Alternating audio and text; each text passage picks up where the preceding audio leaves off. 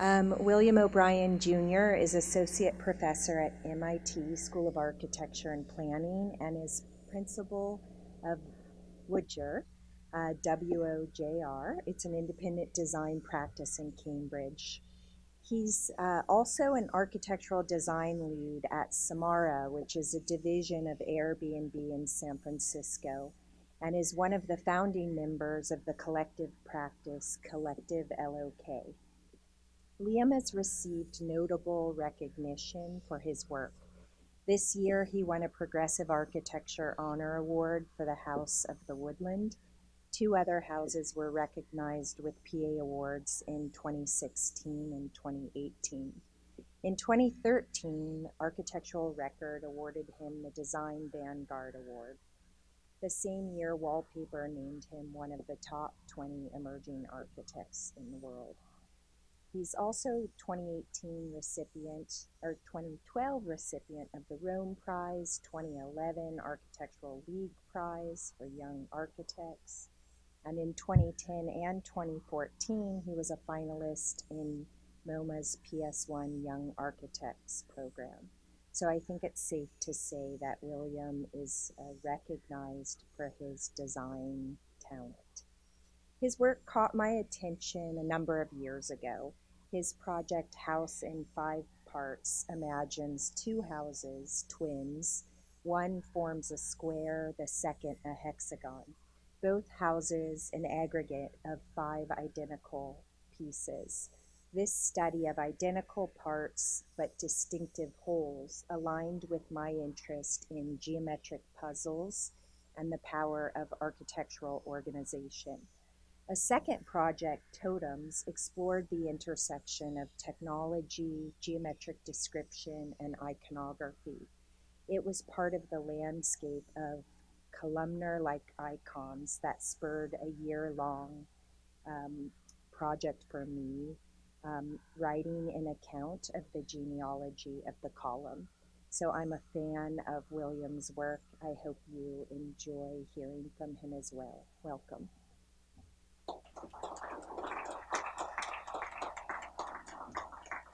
Awesome. Thank you so much, Heather. Can you all hear me all right? It's okay? Okay, good. Well, thank you so much for the invitation to come. This is my first visit to UCLA. I see a lot of friendly faces in the audience, so thank you so much for coming to check out the talk. I thought maybe before I show some work, I could just share a little bit about my background before architecture, because I think it gives a little bit of insight as to how we think about the things that we make.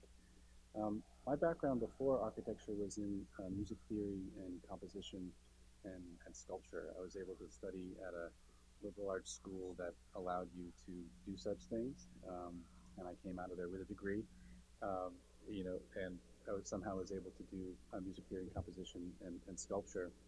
And the reason I bring that up before launching into the work is because although it's fraught to compare music with architecture, one of the sort of fundamental similarities that is pretty important to me in the work has to do with the ordering of things. If in music it's about the ordering of sound, and in sculpture it's about the ordering of matter relative to an armature. In the case of architecture, we think about it a lot in terms of the ordering of form and space via geometry. So I think you'll see a lot of the description of the work has to do with how we order things. As Heather mentioned, I have this independent practice called WOJR, and this is the practice that where I spend most of my attention.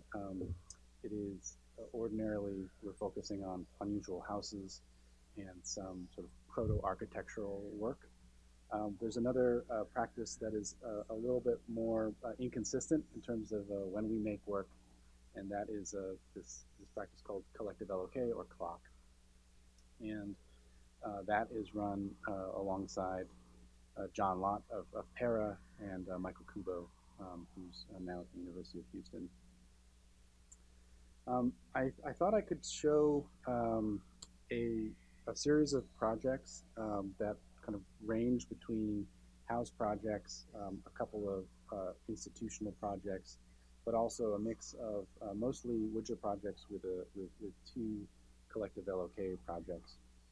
The way that I've organized it, it's sort of a discursive talk in the sense that really it uses a series of hinges between each of the projects. I'm not going to read this, but just so you have a sense for the commonalities between each of these pairs of projects, to give you a sense, interested in the similarities between, say, the Hall House and the Van Allen Institute in terms of a long space, convexity or concavity relative to compartmentalized spaces.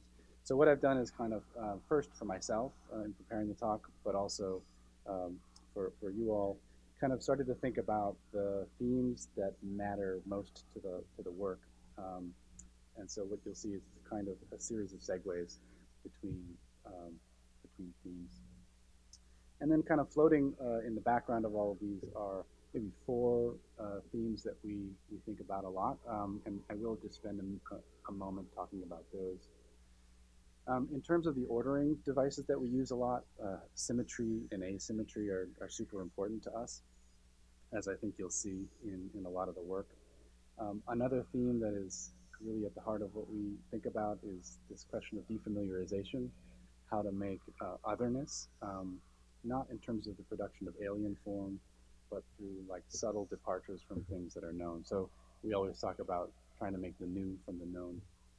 And then a third is the role of narrative in some of the projects via visualization. And we are lucky enough to work with one of the most talented visualization artists around, Danny. Actually, Danny's here, kind of hiding out there in the corner.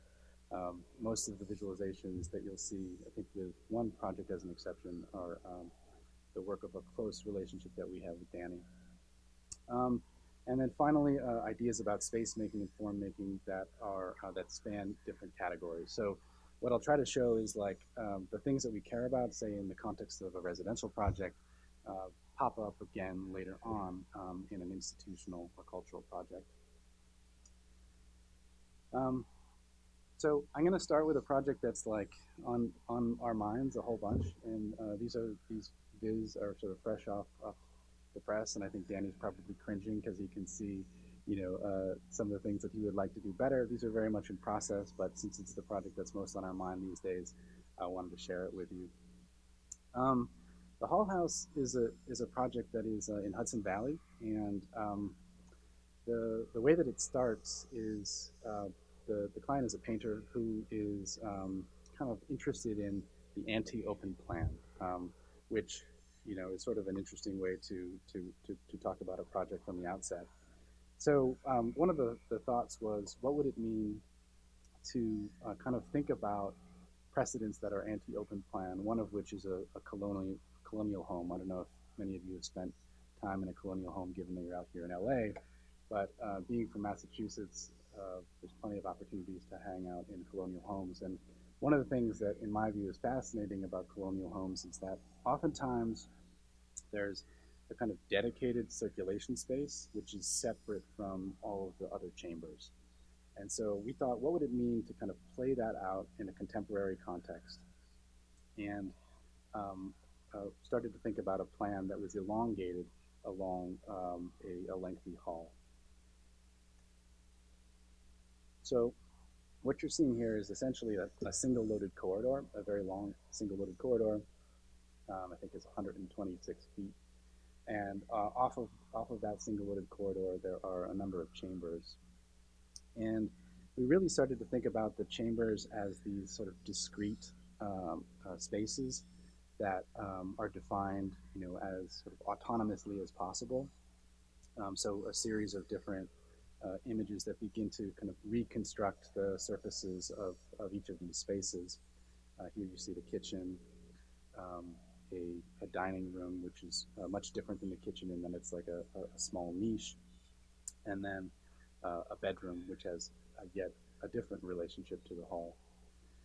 And then essentially what we've done is kind of lined up all of these spaces along the length of this corridor. And I'll kind of march through this series of transverse sections just to give you a sense. It's almost like an animation as I move through. Each of them have a distinct relationship to the hall. Some are kind of pressed right up against the hall in order to sort of participate in the space of the hall, while others, like the living area, kind of get drawn back and are oriented such that the opening in the hall is a kind of extension, sort of natural extension of that space. And the one time it looks away is the entry.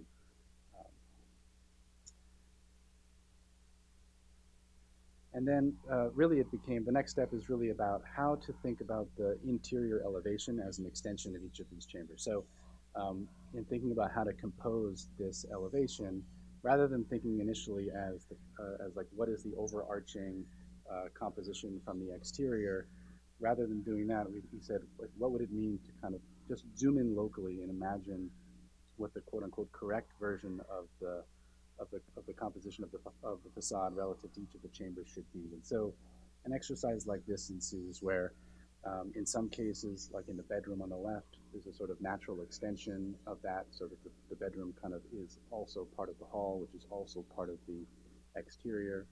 Differently than that, the kitchen, which is one space in, has an aperture which is aligned to the corridor. I won't go through all of them, but just to give you a sense, we're looking for like the maximum amount of difference and diversity in the ways that these spaces can be related to the hall, first of all, but secondarily to the view beyond.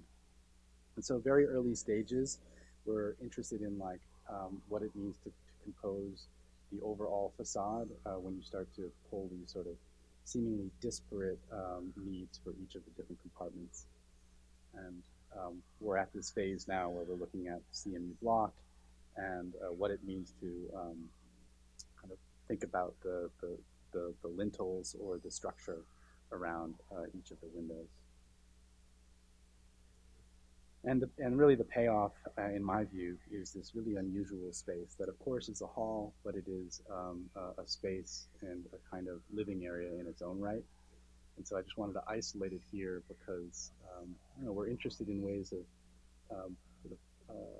revealing like unexpected and extreme spaces. And this is a very preliminary view, but this is what you get when you start to think about the composition of the apertures on the left and all of the chambers on the right.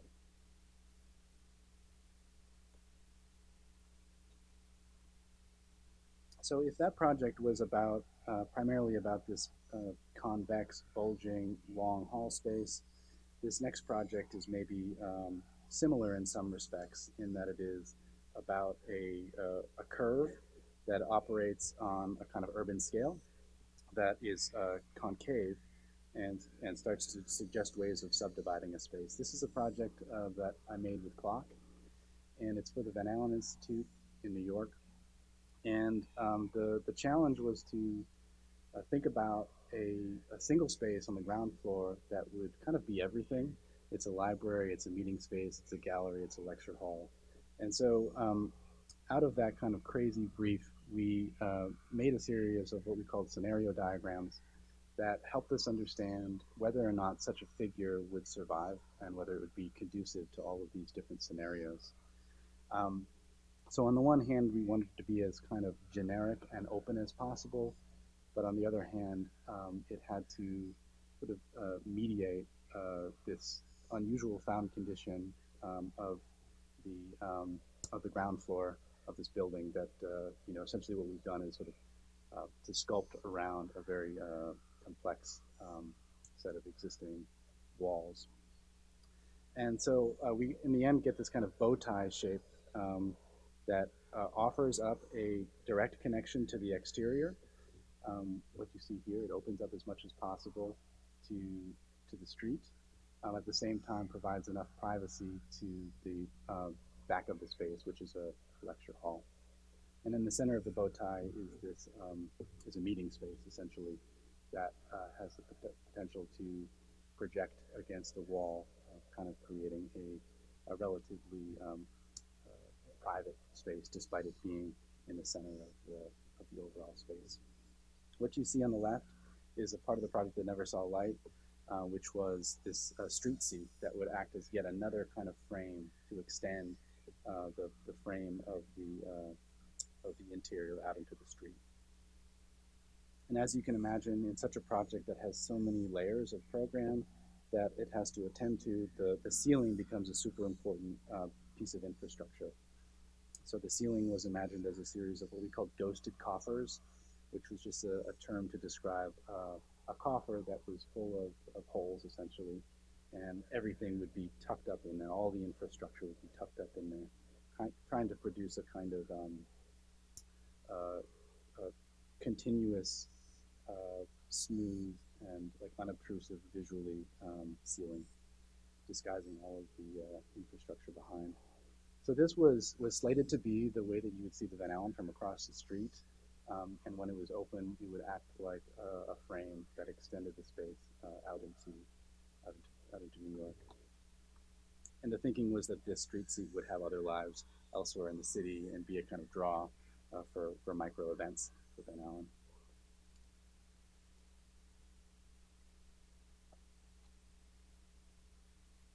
I have to share one thing that always bugs me about these images.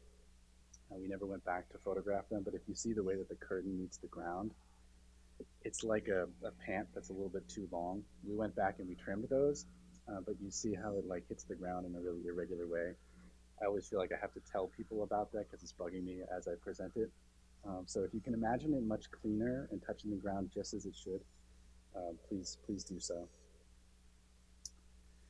One other project that I'll show by Collective LOK is the second time I lost PS1, so it's a two-time loser for PS1.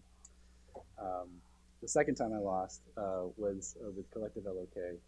And the thinking was that we would try to get outside of the icon of the triangle of PS1. And we tried to do that a whole number of ways.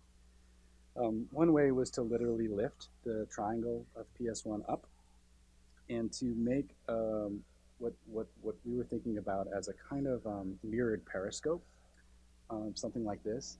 But if you were in PS1 courtyard, you'd be able to look up off of the mirrored tile and effectively see outside the bounds of the wall. So you can see that in an image like this. Another way that we tried to get outside the walls of PS1 was through another manner of reflection, and that is literally to put a mirror on one side of the wall to extend perceptually, and I suppose conceptually in some regard, all of the contents of PS1 courtyard. We wanted to try to evacuate the space beneath this canopy to the greatest extent possible. And so any sort of dealings with the program, and the program asks you to develop seating and so forth, we wanted to be kind of seen as almost augmentations of things that were already there. So for instance, the gravel, what if we could kind of balloon the gravel to become a boulder that you could sit on? And so that nothing else was in the courtyard with the exception of things that were already there. And so another example is, what would it mean to kind of tuck a small pool underneath this hill that would be covered in gravel and in rocks. And also it gave us an opportunity to, when you reflected it in that wall, it would read as though it was a kind of hill that resolved itself. But you can see, the way that we imagined also getting outside of the PS1 courtyard, which is atop of the hill looking out over. And there's yet another way that one might, quote unquote, get outside of the PS1, which is where the tiles start to erode and is where it is closest to the scale of an individual, and that's where one can look out. And the idea is that you'd be able to look out and all of, sort of like a dog collar, all of the context would be blocked, and you'd have this sort of relationship with the sky, kind of forgetting for a moment that you're a part of New York. And for those of you who are familiar with the other program in PS1, there's a lot of like playscape elements that we relegated to the side of this colonnade and pushed it to the outside, which is what you see happening in the colonnade.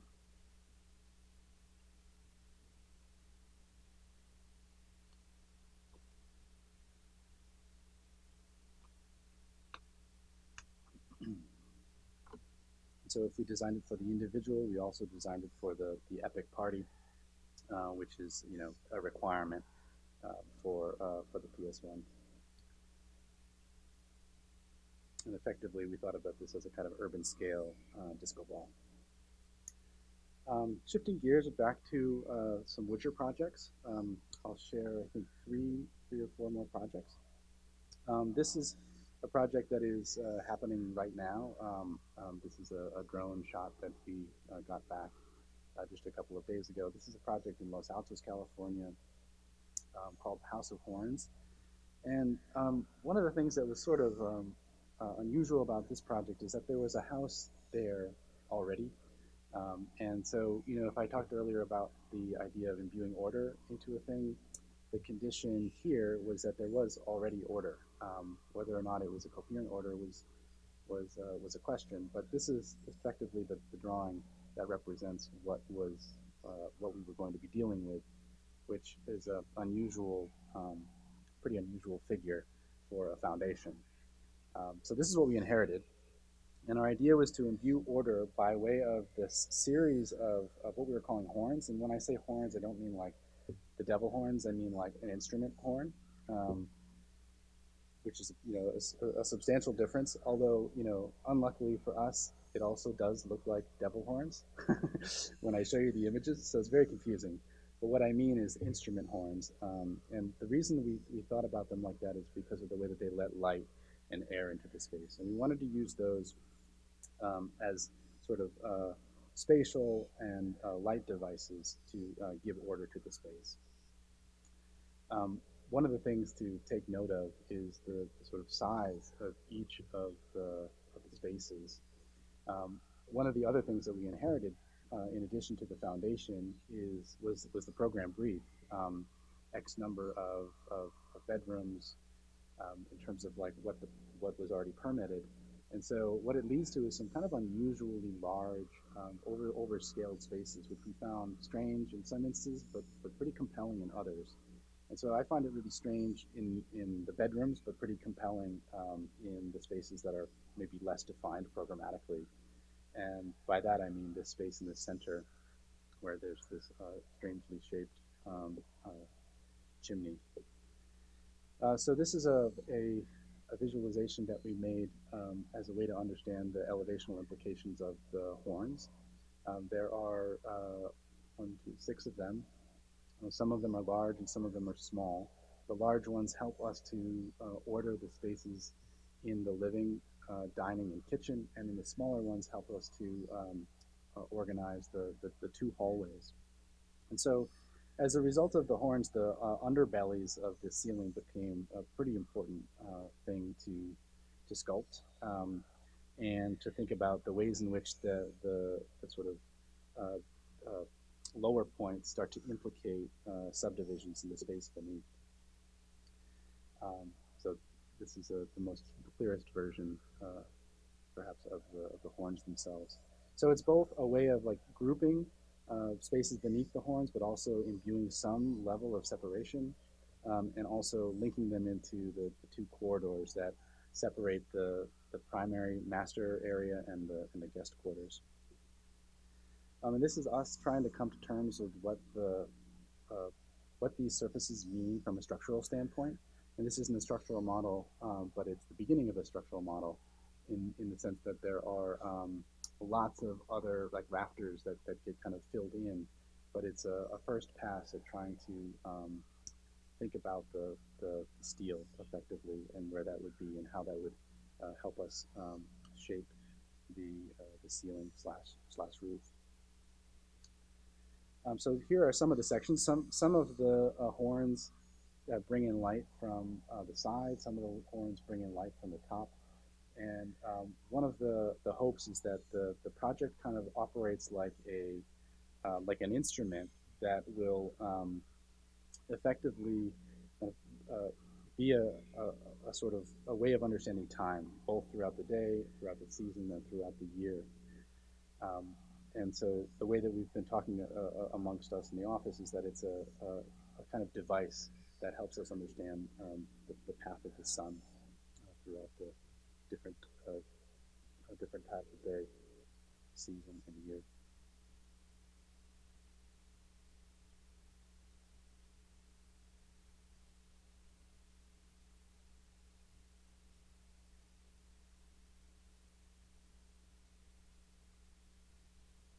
One of the things that we're hoping comes out of the project is a way of thinking about domesticity that is slightly maybe different in the sense that ordinarily we kind of couple program with particular kinds of space, and in this case, we're hoping that the sort of radical openness is a way of thinking about populating the space more opportunistically.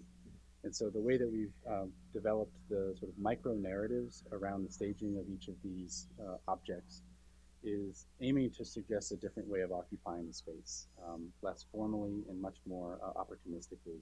So depending on the ways in which light is coming through each of these horns, maybe the way that one occupies kind of gravitates toward or away from a concentration of light. So we're hoping there's a kind of undertone of a radical way of occupying this space, which is far less formal and far more about occupying this field in unconventional ways.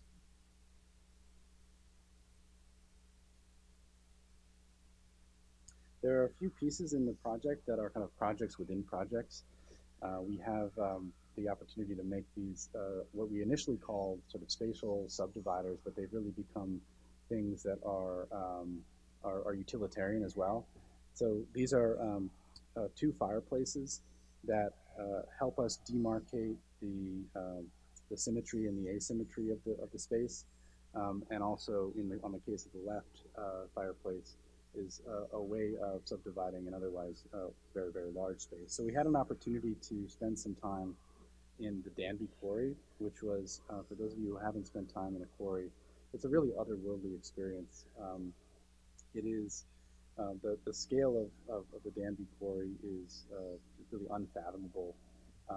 It's like miles and miles of this kind of experience where the structure is essentially columns of marble, and effectively, marble is being pulled out, and these columns of marble are being left in order to allow for future mining. So we've been able to select a couple of these large pieces of marble because each of them have the sort of quality that is something that we're after in the project. This is called Fantastico marble, and really worth seeing if you have the opportunity. So this is us, cruising around this field of marble slabs, trying to identify which one has the best qualities for each of these pieces. And what's interesting about it is we're trying to identify sort of qualities that will be revealed once we start to mill, which is a really tricky thing to do. Trying to imagine how these veins move throughout the piece and what sort of pattern will be revealed as we start to mill. So we've selected a couple of these, and then for the larger piece, we actually get to do a special mill, a special quarry where they go and bring out one piece that is larger than all of these in order to mill the piece all in one go. So I'd like to show just two more projects. One is the House of the Woodland, and this is another relatively recent project. This one's a little bit different for us in the sense that it is a kind of built thesis project that we're trying to make. By that I mean a couple of years ago, we put together our first monograph, and it was really the first time that we thought about our overarching agenda that links all of the work to date. And what came out of it was a way of thinking about architecture through the aspiration of defamiliarization, but also three ways of thinking about representation: through distilled graphic diagrams, through visualizations, and through orthographic projection. So this was really helpful to us because it helped us understand what was consistent throughout the work, but we really thought it would be important to have a kind of built corollary to the work. And so that's what the House of the Woodlands is. It's really being thought of as, if we had the opportunity to kind of have a a counterpoint to the written thesis, what would that be as a built form? So this is a project for ourselves, for WOJR actually, and the brief is it's a building with the potential to act like a house. And the reason that the brief is that is because we wanted the brief to be kind of as open-ended as possible, so it forced us or encouraged us to think about what the thesis of a built work would be. And so we didn't intend to sort of settle on a 9-square grid, and we didn't intend to settle on a square, but these have presented themselves to us as pretty good ways of being a kind of purist when it comes to the, the, the thinking of the subdivision of space, the thinking of the imbuing of structure in the space. So if previously I was talking about the importance of the ceiling as a way to inform what happens beneath, I think a similar thing is happening here. So the project is really, you could argue, one main space and then a series of small spaces. One main space kind of fits within 6 of the squares, and then a whole number of other small, more private spaces fit within the other third of the space. I would argue this is probably the more important of the two plans, the reflected ceiling plan. This is the reflected ceiling plan. And what it demonstrates is that all of the structure can be kind of kept within 4 large trusses, and those 4 large trusses sit on 8 wallums, and a wallum is somewhere in between a column and a wall.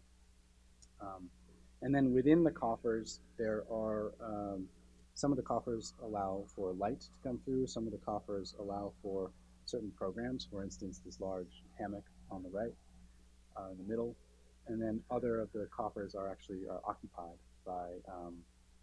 by a loft space or for the space above 2 of the bedrooms. And so this is maybe different from the House of Horns in the sense that it aspires to be the most sort of utilitarian and the most direct in terms of the usage of materials. So these are just 4 extremely large trusses that are made out of industrial grade plywood. It sits on CMU block, and then there's a poured concrete slab. And we're hoping that just with some fine tuning in terms of the details, it can act like something more than a house. And so one of those details is just the simple step. So this is 16 inches, right? There's a kind of a lip all the way around, which is 16 inches. And that also operates kind of like a bench. And so depending on where you push furniture, you can kind of activate all sides of this main space. And you could imagine entertaining in a very large party at the same time. Think about how the coffers suggest a form of intimacy by the way that it subdivides the space. Yeah, so these are some of the visualizations that we made, and with each of these visualizations, there's a way of thinking about the narrative, and also a way of thinking about the sort of cinematographic references that we are interested in folding into the work. Sometimes those references are more atmospheric, and they point to particular cinematographers. Sometimes they point to very specific scenes in The Shining, for instance, if you pick that reference up. Yeah, these are just 2 axes that begin to show the separation of the 2 different types of space. One being the coffers and how they act as kind of instruments similar to the House of Horns, and then the way that those sit atop a set of wallums. There's an interest, I think, maybe you can detect in this project about the deadpan and about being sort of unapologetic about the flatness of some of the work. There's also, for some reason, a kind of preoccupation with mournfulness in the way that we choose to represent the work, although we're kind of working on that. And future visualizations are a bit less mournful. But I think that mournfulness comes out of the next project that I'll show, the last project that I'll show. But I just wanted to show you a couple more sections that give you a sense for the size of the coffers happening above, and the step that I was talking about before that gives the possibility of a large gathering. And there's the hammock that I was referencing.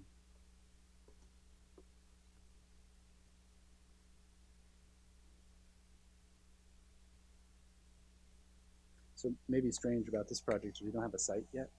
We have the project, but not a site.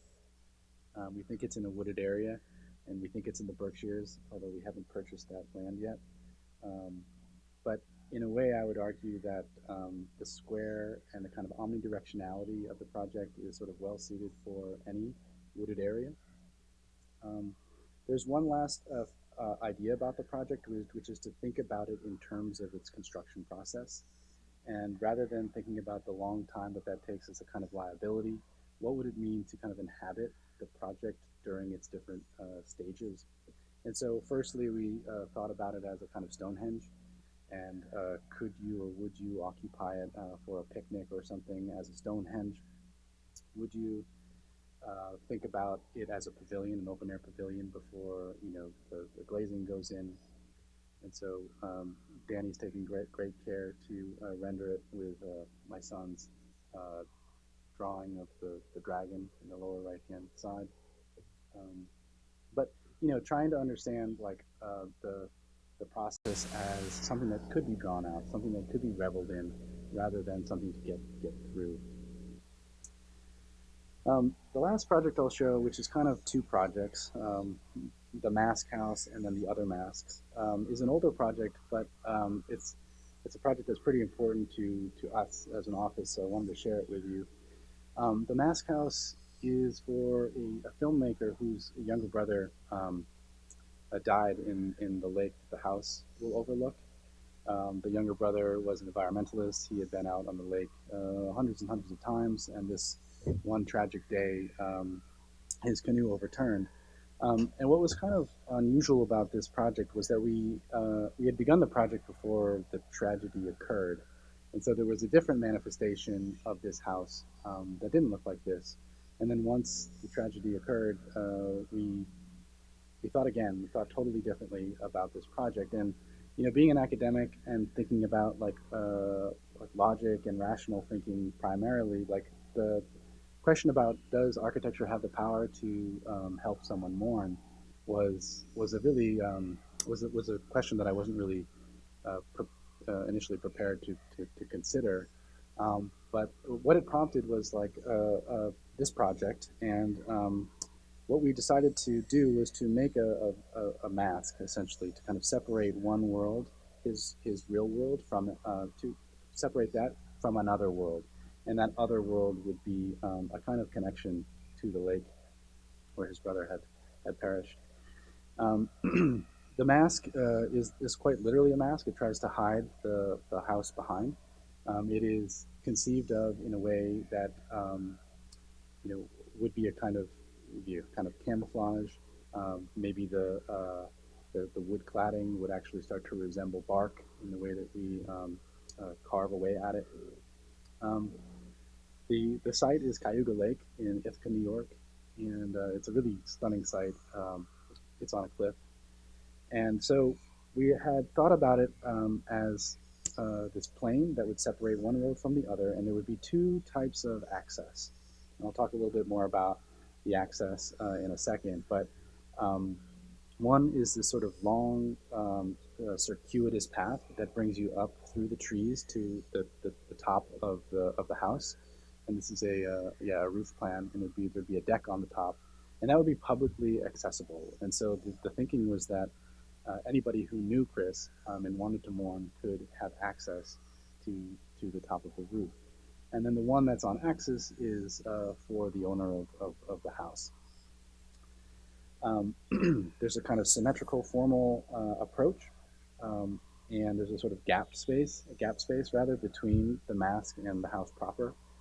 And there's a kind of reorientation, both kind of metaphorical but also actual. There's a reorientation that pulls you into the house and has you centered on the main space looking out a window. And I'll show some viz of that. But this is the gap space that I'm talking about between the mask and the house. And we're imagining it as the only point in the project where you don't have, or I should say, you have very little sort of horizontal registration.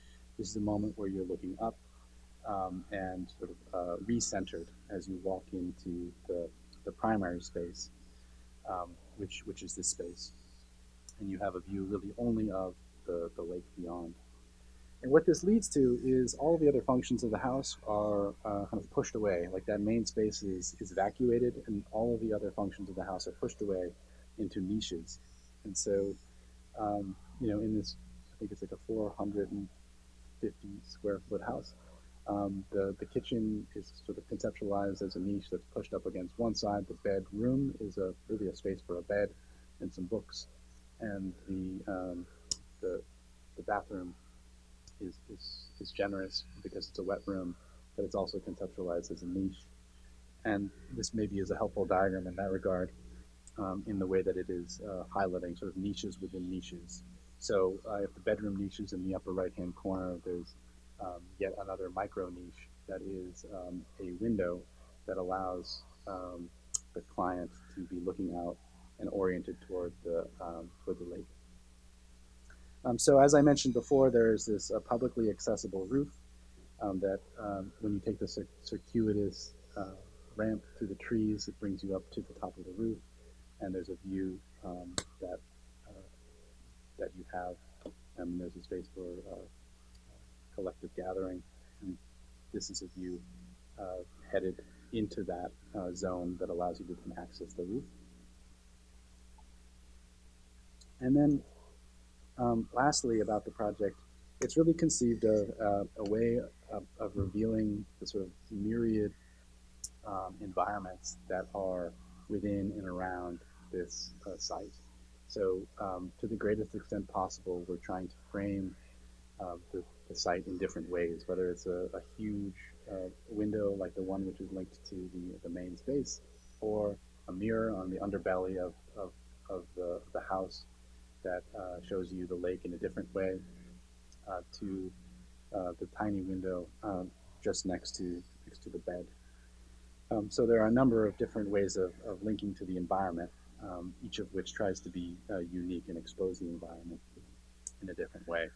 So just as an example, the vertically oriented slit window in the bathroom, the horizontally oriented, more expansive window in the kitchen. Here's a view of the niche of the bedroom, where you can see there are two openings, one which is oriented upward, and one that you can't see quite yet, but I'll show you in a minute. This is the one oriented upward.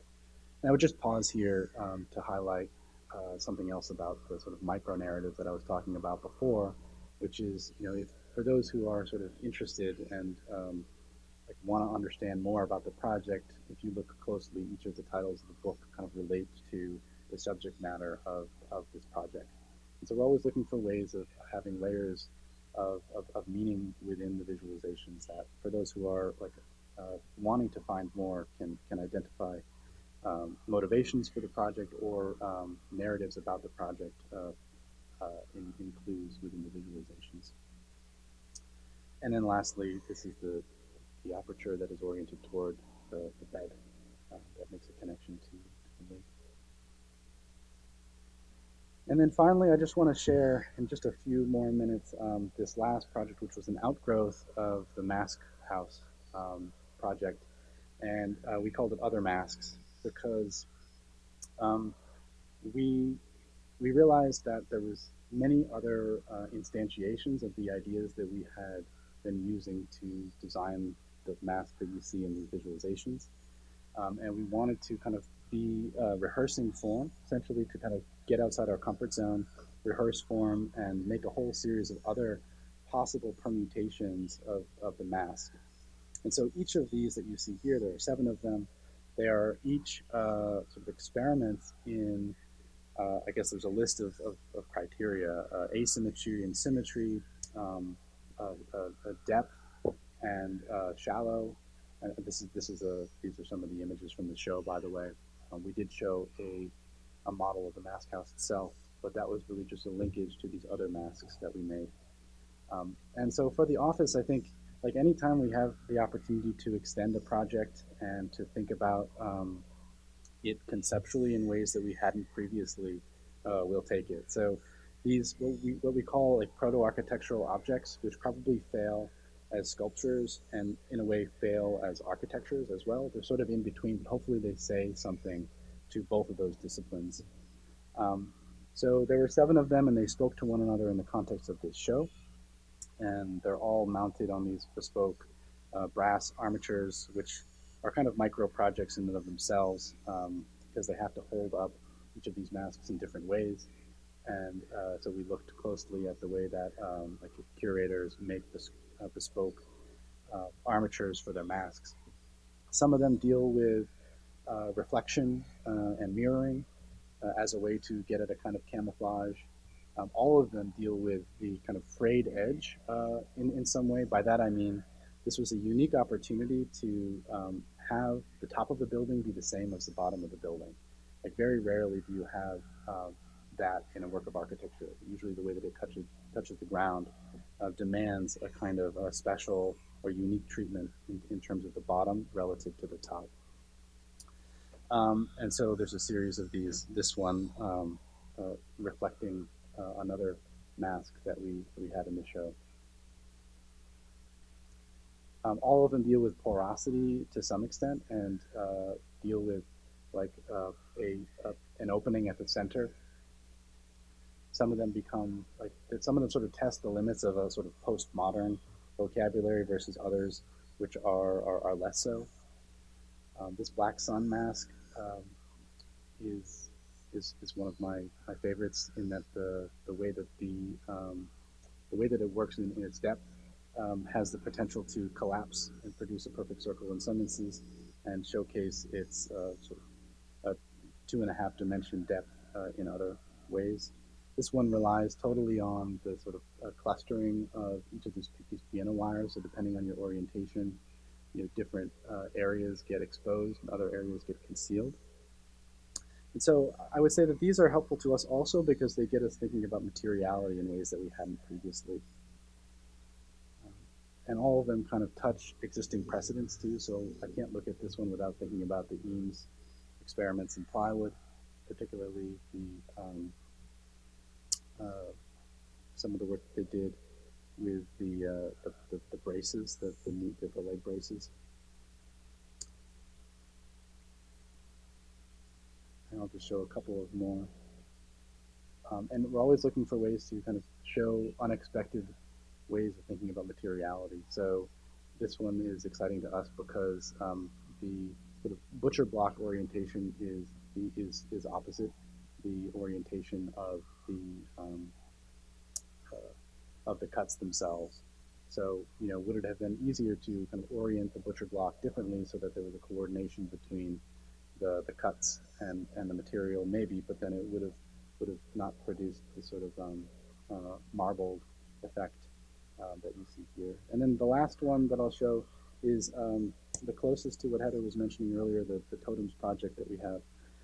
And why I like this one is because it plays the games that the totems played, but at the same time is able to participate in the series of other masks in the way that it is about asymmetry and symmetry, in the way that it is about porosities, in the way that it is about this like primary threshold that exists at the center. This is my last slide, and I'll stop here. Thank you so much.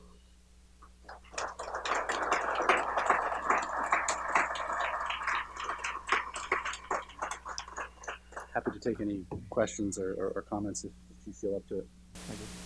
I was wondering about when you put masks and mourning in the same context. I'm thinking about like Roman burial masks, which are super personal, highly specific. And I thought it was interesting that you had to select one mask for that one special house, and then you have a series of other masks. Were those created at the same time, and how did you tailor the mask to be personal? Or I don't know if that.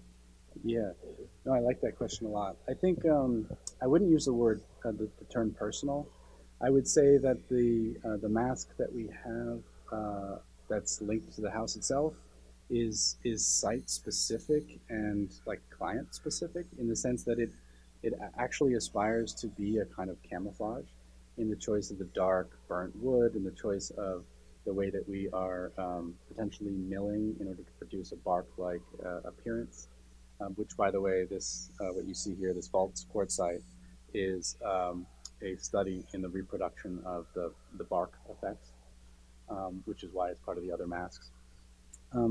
But the seven that you see, the seven other masks, are 7 of 17. And really, we chose them not because we had a kind of personal like affiliation with them, but really as a sort of representation of 7 different material strategies. And so we used that as a way to kind of limit the, the number and the way that we thought about the making of them. So each of them are produced, each of them is produced in a totally different way, whether it's about carving marble or about bent plywood or about the butcher block. So, you know, since we haven't built a lot yet, we're interested in any opportunity to like tackle material questions in a real way. And so that was the primary driver for the selection of each of those, less of a kind of personal connection with the masks.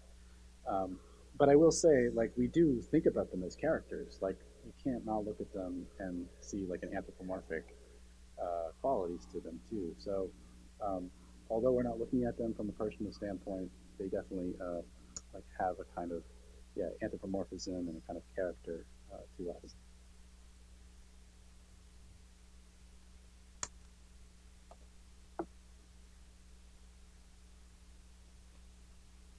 Neil. Thank you for the talk. Beautiful work and super clear. The most polemical aspect of it is when of any presentation was when the word new is used, and the new comes from the known for you. If the 9 square grid is known to architects and the pitch roof is known to the public, what constitutes the new for you? Yeah. What's the range of references? It may be obvious, but I'd like to hear more particularly. Yeah. No, that's an awesome question.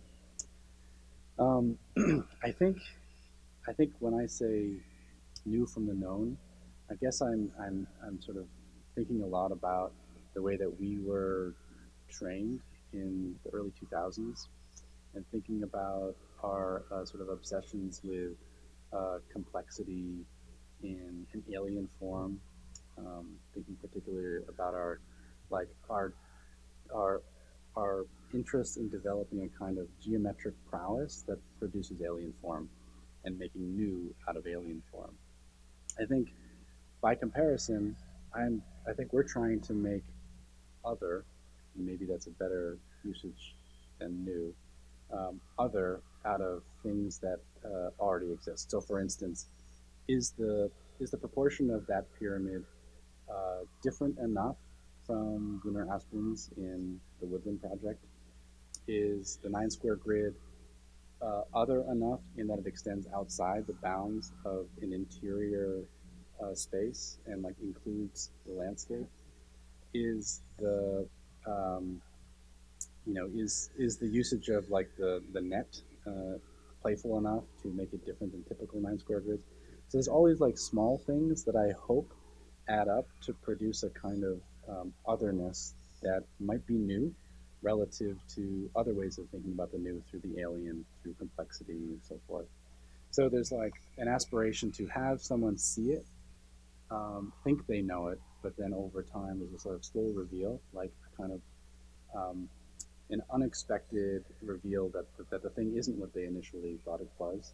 And I think that's where this term like defamiliarization comes into play. Something which is seemingly familiar, but just like through like one notch can be other.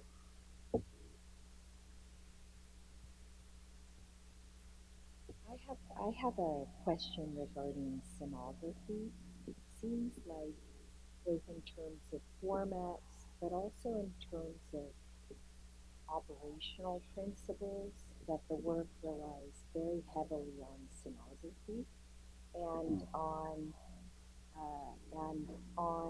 kind of unexpected forms of visuality that are produced largely materially, but also, I'm super excited to see mirrors and periscopes and lenticular effects and sort of forms of optical production that is of interest to me. But I feel like I'm wondering for you, how do you relate scenography to kind of how do you escape the compositional traps of scenography and make headway on disciplinary concerns and or do you care about the fact, for example, that the 9 square would typically load directly to the floor, but Right. in the Woodlands house, the 9 square kind of floats above a perimeter structure. So there are kind of sleights of hand tectonically that you could argue for, but you don't. Mm-hmm. So, could you talk at all about how you understand the relationship between scenography and visuality to disciplinary, longstanding disciplinary questions? Yeah. Um, I'm not sure if this will answer your question, but one of the things that we think about quite a bit is the value of the way that we construct the visualizations. I've gotten feedback in the past that the visualizations aren't aren't real depictions of the space because they privilege like such a specific location which highlights the space in a way that will only be seen once, as you're kind of moving throughout the space. And I would argue that there are modes of representation that are specific to the way that we construct a project that are different than the ways that we experience the project. And so, like one example, and again, like the music slash architecture relationship might be fraught, but I find this example useful, is the way that one thinks about a musical score, uh, you know, has really very little bearing on the way that one hears it and experiences it. But like the ability to construct a score relative to the staff, like I find incredibly important. And so the visualizations might only exist in as a kind of construction technique, right? And the experience might be quite different. One of the ways that we're confronting this is like this question about like, oh, okay, well once it's built, like what are you going to do when you have these like photorealistic uh, renderings? How do they then square against the actual thing? And so with one build project that I didn't show tonight, one of the ways we're dealing with it is by not having such renderings or not having such photographs at all, and instead trying to highlight the kind of narrative aspects on a really like journalistic level. So like you just see the building as a set um, of sort of very of micro narratives where you never piece the whole thing together.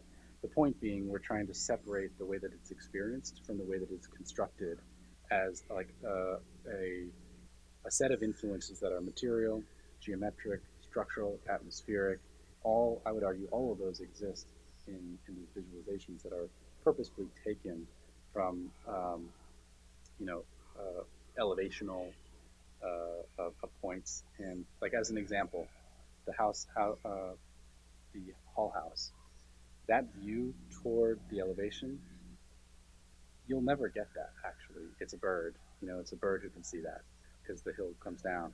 But for me, it's super important that we see that because it's not only bringing in the elevational composition questions, but it's also a question of materiality, a question of how the sun rakes against that as it moves across. So I see like value in certain modes of representation that that are able to balance like the scenographic as well as more disciplinary concerns.